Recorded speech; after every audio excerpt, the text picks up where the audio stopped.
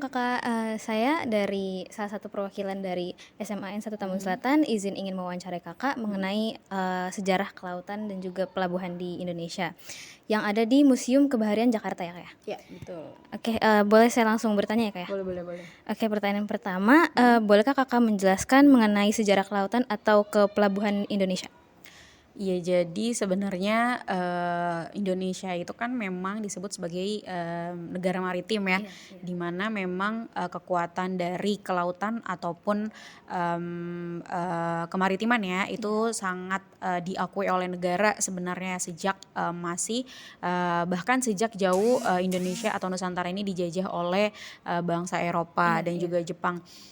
Kenapa bisa dibilang, negara ini adalah negara yang memiliki kekuatan yang hebat dalam bidang kemaritiman dan kebaharian ya, karena, melalui, jalur bahari atau jalur laut kekayaan Indonesia seperti, rempah-rempah itu menjadi dikenal oleh berbagai, belahan di berbagai penjuru Oh, dunia iya gitu. iya. Makanya, kalau misalkan ditanya apa sih sebenarnya alasan terbesar Indonesia itu dijajah oleh bangsa Eropa dan, Jepang gitu Mhm. khususnya, ya karena memang Indonesia ini merupakan salah satu negara yang paling memiliki potensi rempah-rempah yang paling banyak dan paling memiliki potensi rempah-rempah paling tinggi dan Mhm. paling banyak jenisnya gitu. Oh, Di iya. mana banyak sekali negara-negara lain itu tidak punya itu.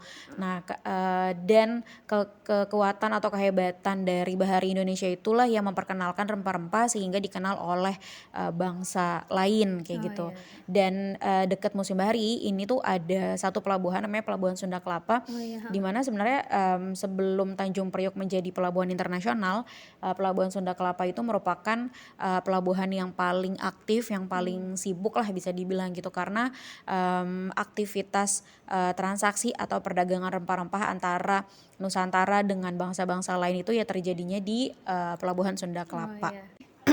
Perkenalkan, nama saya Alia Ilmi Ramadhani, saya akan melanjutkan pertanyaan dari teman saya. Ya. Saya ingin menanyakan kenapa seluruh peninggalan ini termasuk ke sejarah Indonesia?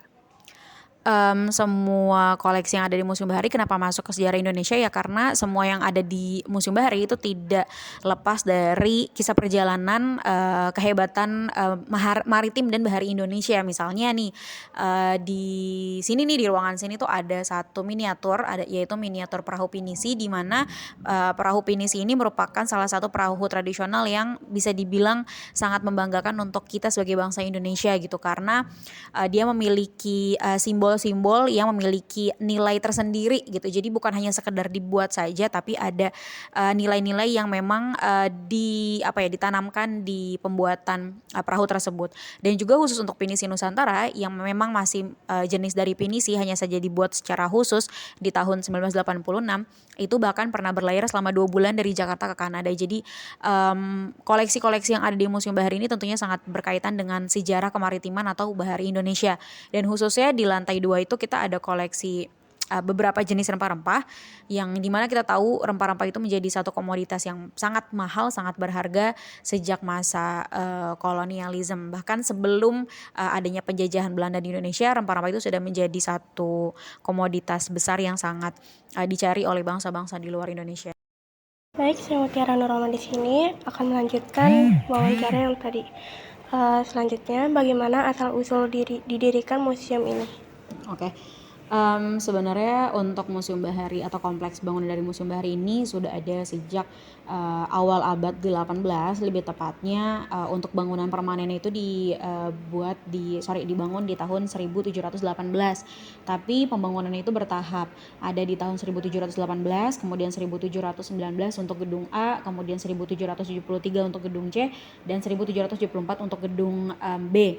Nah kemudian, pembangunan itu difungsikan, sebagai gudang rempah-rempah. Jadi, di kawasan Museum Bahari ini tuh disimpan banyak sekali komoditas rempah-rempah yang nantinya akan dijual lah kepada beberapa pembeli dari berbagai, negara di luar Nusantara waktu itu.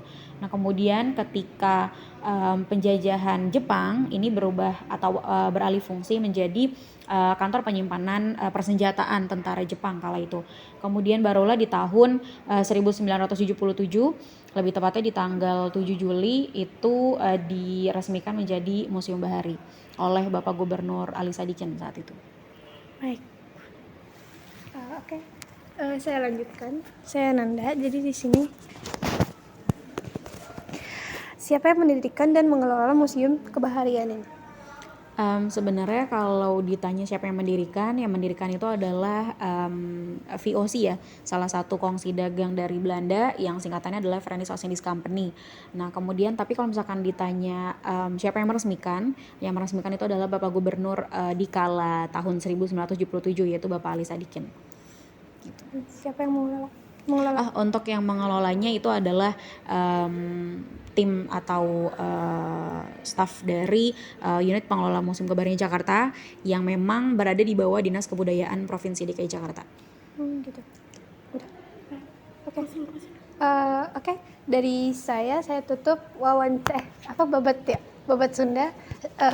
Terima kasih Kakak. Ya, sama-sama.